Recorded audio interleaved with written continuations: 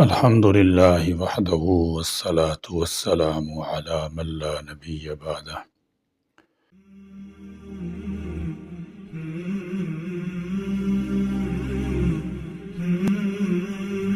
ماہ شعبان ایک بابرکت مہینہ ہے۔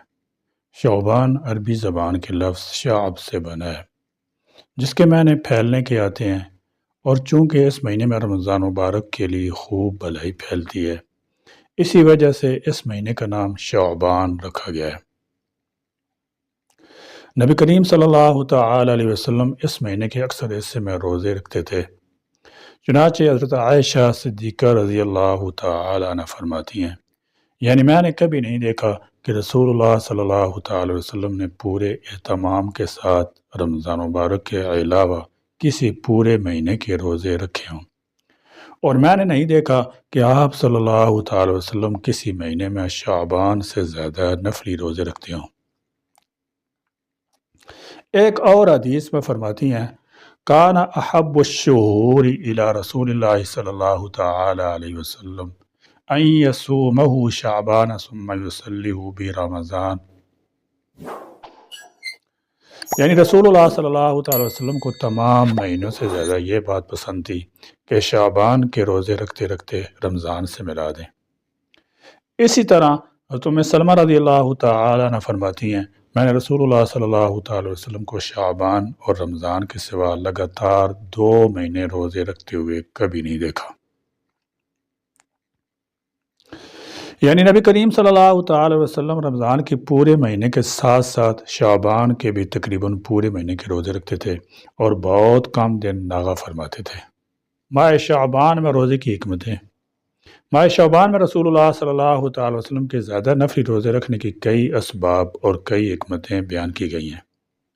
علماء سلف نے 6 حکمتیں یہ بیان فرمائی ہیں، جن میں سے 4 حکمتیں وہ ہیں جن کی طرف احادیث میں بھی اشارہ کیے گیا ہے، انہی کو یہاں بیان کیا جاتا ہے۔ نمبر 1، رمضان کی تعظیم اور روحانی تیاری۔ چنانچہ حضرت انس رضی اللہ تعالی عنہ سے روایت ہے کہ رسول اللہ صلی اللہ تعالی علیہ وسلم سے سوال کیا گیا کہ ای الصوم افضل بعد رمضان، قال شعبان لتعظیم رمضان، رمضان مبارک کے بعد افضل روزہ کون سا ہے؟ ارشاد فرمایا، رمضان کی تعظیم کے لیے شعبان کا روزہ۔ یعنی رمضان مبارک کی عظمت، اس کی روحانی تیاری، اس کا قرب اور اس کے خاص انوار و برکات کے حصول اور ان سے مزید مناسبت پیدا کرنے کا شوق اور داعیہ ماہ شعبان میں کثرت کے ساتھ نفلی روزے رکھنے کا سبب بنتا تھا، اور شعبان کے ان روزوں کو رمضان کے روزوں سے وہی نسبت ہے جو فرض نمازوں سے پہلے پڑھے جانے والے نوافل کو فرضوں سے ہوتی ہے۔ نمبر 2، اللہ تعالیٰ جل شانہ کی طرف اعمال کا اٹھایا جانا۔ حضرت اسامہ بن زید رضی اللہ تعالی عنہ سے مروی ہے کہ رسول اللہ صلی اللہ تعالی وسلم نے ارشاد فرمایا، شعبان کا مہینہ رجب اور رمضان کے درمیان کا مہینہ ہے، لوگ اس کی فضیلت سے غافل ہیں، حالانکہ اس مہینے میں بندوں کے اعمال پروردگار عالم کی جانب اٹھائے جاتے ہیں، لہذا میں اس بات کو پسند کرتا ہوں کہ میرا عمل بارگاہ الہی میں اس حال میں پیش ہو کہ میں روزہ دار ہوں۔ نمبر 3، مرنے والوں کی فہرست کا ملک الموت کے حوالے ہونا۔ حضرت عائشہ صدیقہ رضی اللہ تعالی عنہ سے روایت ہے کہ میں نے رسول اللہ صلی اللہ تعالی وسلم سے دریافت کیا کہ یا رسول اللہ، آپ ماہ شعبان میں اس کثرت سے روزے کیوں رکھتے ہیں؟ ارشاد فرمایا، اس مہینے میں ہر اس شخص کا نام ملک الموت کے حوالے کر دیا جاتا ہے جن کی روحیں اس سال میں قبض کی جائیں گی، لہذا میں اس بات کو پسند کرتا ہوں کہ میرا نام اس حال میں حوالے کیا جائے کہ میں روزے دار ہوں۔ نمبر 4، ہر مہینے کے 3 دن کے روزوں کا جمع ہونا۔ ایک حکمت یہ بھی ایک بیان کی گئی ہے کہ نبی کریم صلی اللہ تعالی وسلم تقریباً ہر مہینے 3 دن یعنی ایام 20، 13، 14 اور 15 تاریخ کے روزے رکھتے تھے، لیکن بساؤ کا سفر و ضیافت وغیرہ کسی عذر کی وجہ سے چھوٹ جاتے، وہ کئی مہینوں کے جمع ہو جاتے تو ہمارے شعبان میں ان کی قضا فرماتے۔ احادیث شریف سے معلوم ہوتا ہے کہ نبی کریم صلی اللہ تعالی وسلم کئی حکمتوں کی وجہ سے شعبان میں کثرت کے ساتھ روزے رکھتے تھے۔ اس کے ساتھ ساتھ ابو ہریرہ رضی اللہ تعالی عنہ سے روایت ہے کہ رسول اللہ صلی اللہ تعالی علیہ وسلم نے فرمایا، اذا باقی نصف من شعبان فلا تصوموا، یعنی جب آدھا شعبان باقی رہ جائے تو روزے مت رکھو۔ تو علماء نے اس کا یہ مطلب بیان کیا ہے کہ اس حدیث شریف میں ممانعت ان لوگوں کے لیے ہے جن کو روزہ کمزور کرتا ہے۔ ایسے لوگوں کو اس حدیث شریف میں یہ حکم دیا گیا ہے کہ نصف شعبان کے بعد روزے مت رکھو، بلکہ کھاؤ پیو اور طاقت حاصل کرو تاکہ رمضان مبارک کے روزے قوت کے ساتھ رکھ سکو اور دیگر عبادات نشاط کے ساتھ انجام دے سکو۔ اور نبی کریم صلی اللہ تعالی وسلم چونکہ طاقتور تھے، روزوں کی وجہ سے آپ صلی اللہ تعالی وسلم کمزوری لائق نہیں ہوتی تھی، اس لیے آپ صلی اللہ تعالی وسلم نصف شعبان کے بعد بھی روزے رکھتے تھے۔ اور امت میں سے جو لوگ اس کی طاقت رکھتے ہیں اور روزے ان کو کمزور نہیں کرتے، وہ بھی نصف شعبان کے بعد روزے رکھ سکتے ہیں۔ ممانعت صرف ان لوگوں کے لیے ہے جن کو کمزوری لاحق ہوتی ہے۔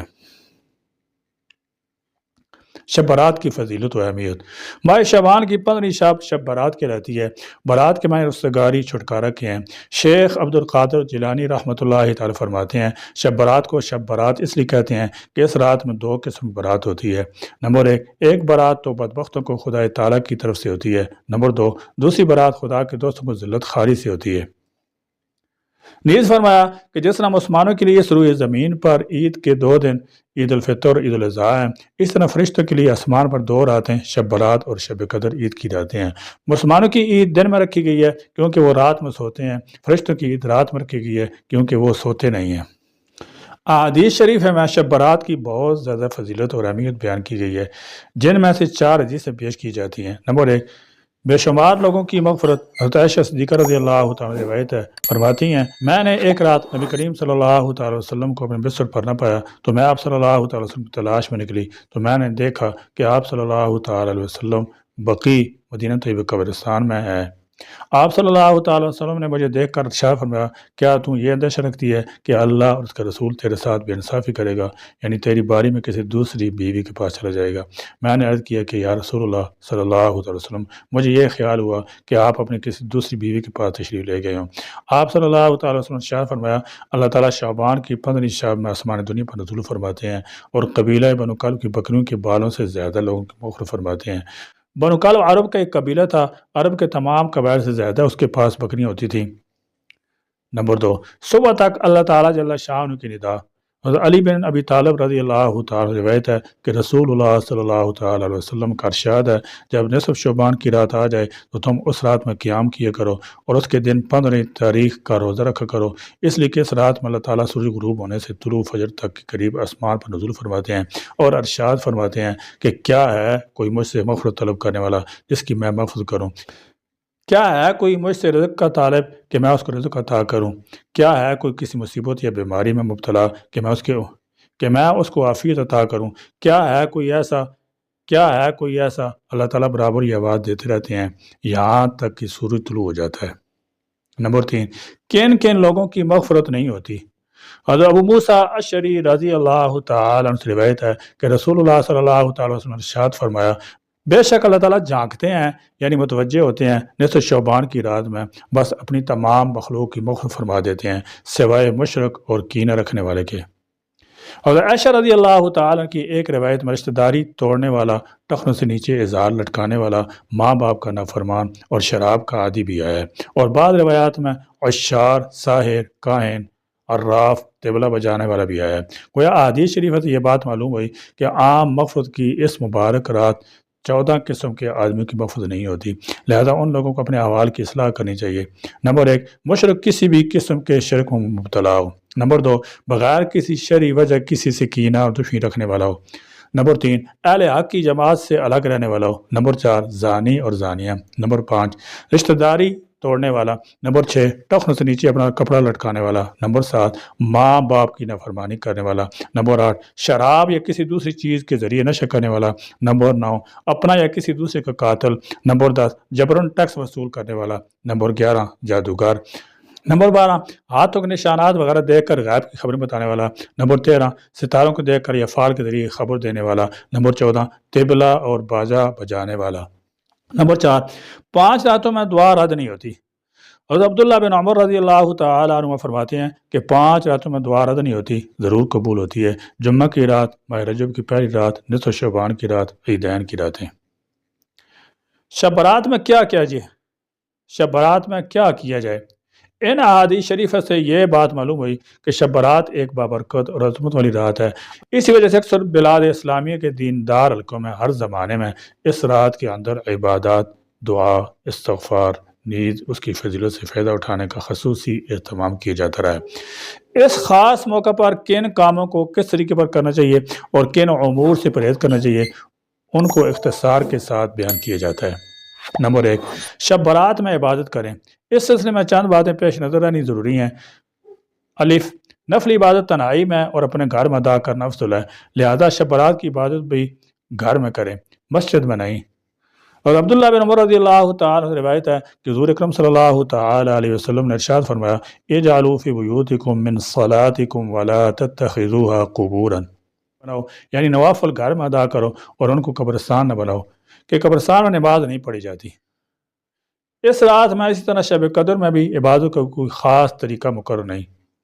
ذکر تلاوت، نفل نماز، صلاۃ تسبیح وغیرہ کوئی بھی عبادت کی جا سکتی ہے۔ نمبر 2، اپنی ہمت طاقت کے مطابق عبادت کرنی چاہیے، اتنا بیدار رہنا صحیح نہیں ہے کہ آدمی بیمار ہو جائے۔ نمبر 3، پورے سال فرض نماز کے اہتمام کیے جائے، صرف شب برات میں نفلی عبادت کر کے اپنے کو جنت کا مستحق سمجھنا باطل خیال ہے۔ یوں اللہ تعالیٰ مختار کل قادر مطلق ہے، جس کو چاہے معاف کر سکتے ہیں۔ نمبر 4، بعض حضرات یہ کہتے ہیں کہ اس رات میں ایک مخصوص طریقے سے 2 رکعت نماز پڑھ لی جائیں تو جو نمازیں قضا ہو گئی ہیں وہ سب معاف ہو جائیں گی۔ یہ بات بالکل بے اصل بے بنیاد ہے۔ نمبر 5، شب برات میں فضول گپ شپ میں شب بیداری کرنا، گلیوں، چوراہوں، ہوٹلوں میں وقت گزارنا بالکل بے سود بلکہ نیکی برباد گناہ لازم کا مصداق ہے۔ نمبر 2، قبرستان جانے کا مسئلہ۔ حدیث شریف گزر چکی ہے کہ حضور اکرم صلی اللہ تعالی وسلم اس رات قبرستان تشریف لے گئے، مگر واضح رہے کہ نبی کریم صلی اللہ تعالی وسلم کا یہ عمل اس قدر خفیہ تھا کہ آپ نے اپنی زوجہ مطہرہ حضرت عائشہ صدیقہ رضی اللہ تعالی عنہا سے بھی اپنے جانے کو مخفی رکھا اور کسی بھی صحابی کو اپنے ساتھ نہیں لے گئے، اور بعد میں بھی کسی صحابی کو اس عمل کی ترغیب دینا ثابت نہیں۔ اس لیے شب برات میں ٹولیوں کی شکلوں کو قبرستان جانا، اس کو شب برات کا جز لازم سمجھنا، راستوں میں روشنی کا اہتمام کرنا، یہ دین میں زیادتی اور غلو ہے۔ بغیر کسی اہتمام پابندی کے قبرستان جانا چاہیے۔ نمبر 3، 15 تاریخ کو روزہ رکھنا۔ حضرت علی رضی اللہ تعالیٰ عنہ کی بیان کردہ حدیث شریف پر عمل کرتے ہوئے امت میں 15 تاریخ کے روزہ رکھنے کا معمول رہا ہے۔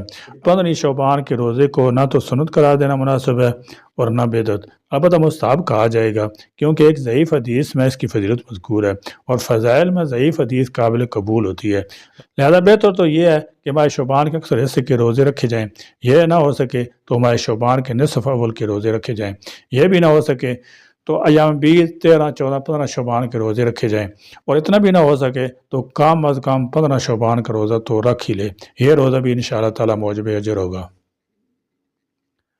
شب برات کی خرافات۔ بیان کردہ 3 اعمال شب برات سے متعلق ہیں، ان کے علاوہ دیگر تمام اعمال خلاف سنت، بدعات، خرافات اور بے اصل ہیں جن کے شریعت اسلامی میں قطعاً گنجائش نہیں۔ مثلا آتش بازی، ان بدعات و خرافات میں سب سے بدترین اور ملعون رسم آتش بازی ہے، جو آتش پرستوں اور کفار مشرکین کی نقل ہے۔ اس شیطان رسم ہر سال مسلمانوں کی کروڑوں کی رقم گاڑی کمائی آگ میں جل جاتی ہے۔ بڑی دھوم دھام سے آگ کا یہ کھیل کھیلا جاتا ہے، گویا ہم خدا تعالیٰ کی بارگاہ میں اپنی نیاز بندی اور عبادت استغفار کا تحفہ پیش کرنے کی بجائے اپنے پٹاخے اور آگ پیش کرتے ہیں۔ واضح رہے کہ آتش بازی کی یہ بدترین رسم 3 بڑے گناہوں کا مجموعہ ہے۔ الف، اسراف، فضول خرچی۔ قرآن کریم میں اپنی کمائی فضولیات میں خرچ کرنے والوں کو شیطان کا بھائی قرار دیا گیا ہے۔ ارشاد خداوندی ہے، ان المبذرین کانوا اخوان الشیاطین، بے شک فضول خرچی کرنے والے شیاطین کے بھائی ہیں۔ با، کفار و مشرکین کی مشابہت۔ ہمارے نبی کریم صلی اللہ تعالی علیہ وسلم نے کفار مشرکین اور یہود نصارہ کی مشابہت اختیار کرنے سختی کے ساتھ منع فرمایا۔ اور عبداللہ بن عمر رضی اللہ تعالی عنہما سے روایت ہے کہ نبی کریم صلی اللہ تعالی علیہ وسلم نے ارشاد فرمایا، من تشبہ بقوم فہو منہم، یعنی جو شخص کسی قوم سے مشابہت اور ان کے طور طریقے اختیار کرے گا اس کا شمار انہی میں سے ہوگا۔ مگر افسوس ہے ہماری زندگی پر کہ ہر چیز میں آج ہم کو غیروں کا طریقہ ہی پسند ہے اور اپنے محبوب پیغمبر صلی اللہ تعالی علیہ وسلم کی سنتوں سے نفرت ہے۔ جیم، دوسروں کو تکلیف دینا۔ جب پٹاخے چھوڑے جاتے ہیں تو اس کی آواز سے کتنے لوگوں کو تکلیف ہوتی ہے اس کو ہر شخص جانتا ہے، جبکہ ہمارا مذہب اسلام ہم کو یہ تعلیم دیتا ہے کہ ایک مومن آدمی سے کسی بھی شخص کو مسلم ہو یا غیر مسلم تکلیف نہیں ہونی چاہیے۔ حضرت ابو ہریرہ رضی اللہ تعالی عنہ سے روایت ہے کہ رسول اللہ صلی اللہ تعالی علیہ وسلم نے ارشاد فرمایا المؤمن من آمنہ الناس علی دمائہم و اموالہم، یعنی صحیح معنی میں مومن وہ شخص ہے جسے تمام لوگ اپنی جانوں مالوں پر مامون اور بے خوف و خطر رہیں، یہاں تک کہ جانوروں کو تکلیف دینا بھی انتہائی مذموم شدید گناہ اللہ تعالیٰ کی رحمت سے دوری کا سبب قرار دیا گیا ہے۔ اصل یہ ہے کہ صرف آتش بازی کی ایک رسم کئی بدترین اور بڑے گناہوں کا مجموعہ ہے جو کسی بھی طرح مسلم معاشرے میں رواج پانے کے لائق نہیں، بلکہ پہلی فرصت میں قابل ترک ہے۔ چراغاں کرنا، شب برات کے موقع پر بعض لوگ گھروں، مسجدوں، قبرستانوں میں چراغاں کرتے ہیں، یہ بھی اسلامی طریقے کے خلاف ہے اور غیر مسلم کے تہوار دیوالی کی نقل و مشابہت ہے۔ علامہ بدر الدین عینی نے لکھا ہے کہ چراغاں کی رسم کا آغاز یحییٰ بن خالد برمکی سے ہوا ہے جو اصلاً آتش پرست تھا۔ جب وہ اسلام لایا تو اپنے ساتھ یہ آگ اور چراغ کی روشنی بھی لایا، جو بعد مسلم سوسائٹی میں داخل ہو گیا اور نوبت یہاں تک پہنچ گئی کہ اس کو مذہبی رنگ دے دیا گیا۔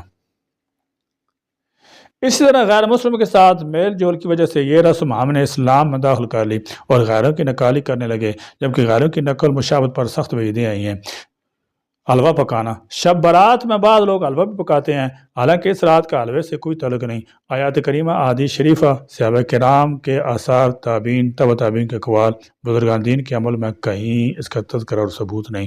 اصل بات یہ ہے کہ شیطان نے یہ سوچا کہ اس رات میں عبادت و استغفار کے ذریعے اللہ تعالیٰ لاتعداد لوگوں کی مغفرت فرمائے گا اور ان کی نیکیوں میں اضافہ ہوگا، تو مجھ سے یہ بات کیسے برداشت ہوگی؟ اس لیے اس نے مسلمانوں کے ان خرافات میں پھنسا کر سنت طریقے سے دور کر دیا۔ بعض لوگ یہ کہتے ہیں کہ حضور اکرم صلی اللہ تعالی وسلم دندان مبارک جب شہید ہوئے تھے تو آپ صلی اللہ تعالی وسلم نے حلوہ نوش فرمایا تھا۔ یہ بات بالکل من گھڑت ہے اور بے اصل ہے۔ حضور اکرم صلی اللہ تعالی وسلم کے دندان مبارک غزوہ احد میں شہید ہوئے تھے اور غزوہ احد ماہ شوال میں پیش آیا تھا، جبکہ حلوہ شعبان میں پکایا جاتا ہے۔ دانت ٹوٹنے کی تکلیف ماہ شوال میں اور حلوہ کھایا گیا 10 مہینے بعد شعبان میں، کس قدر بیہودہ اور باطل خیال ہے۔ گھروں کا لیپنا پوتنا، نئے کپڑے بدلنا اور اگربتی وغیرہ جلانا، شب برات کے موقع پر گھروں کی لپائی پوتائی اور نئے کپڑوں کی تبدیلی کا اہتمام بھی کیا جاتا ہے۔ نیز گھروں میں اگربتی جلاتے ہیں اور یہ عقیدہ رکھتے ہیں کہ اس رات ہم مردوں کی روحیں گھروں میں آتی ہیں اور ان کے استقبال میں ہم ایسا کرتے ہیں۔ یہ عقیدہ بالکل فاسد اور مردود ہے، یہ عقیدہ رکھنا جائز نہیں، لہذا ان بتوں سے بھی اعتراض لازم ہے۔ مسور کی دال پکانا، یہ بھی بیہودہ رسم ہے۔ غرض یہ تمام رسم خرافات اور بے اصل ہیں جن کا دین سے کوئی تعلق نہیں، لہذا ان سب چیزوں سے اعتراض لازم ہے۔ ہماری کامیابی نبی کریم صلی اللہ تعالی علیہ وسلم کی اتباع میں مضمر ہے۔ نبی کریم صلی اللہ تعالی وسلم نے ارشاد فرمایا ہے کل امتی یدخلون الجنۃ الا من ابا قالوا ومن یابا قال من اطاعنی دخل الجنہ ومن عصانی فقد ابا، یعنی میری امت کا ہر فرد جنت میں داخل ہوگا اور جو انکار کرے گا اور بات نہیں مانے گا وہ جنت سے دور رہے گا۔ صحابہ کرام رضی اللہ تعالی عنہم اجمعین نے سوال کیا کہ یا رسول اللہ صلی اللہ تعالی وسلم انکار کون کر سکتا ہے؟ ارشاد ہوا جو شخص میری اطاعت فرمانبرداری کرے گا وہ جنت میں داخل ہوگا اور جو نافرمانی کرے گا اس نے گویا انکار کر دیا، جس کی وجہ سے وہ جنت سے محروم رہے گا۔ اللہ تعالیٰ پوری امت کو صراط مستقیم پر چلنے کی توفیق عطا فرمائے اور بدعات و خرافات سے حفاظت فرما کر اتباع سنت کی جذبے سے مالا مال فرمائے۔ آمین ثم آمین۔ وآخر دعوانا الحمد للہ رب العالمین۔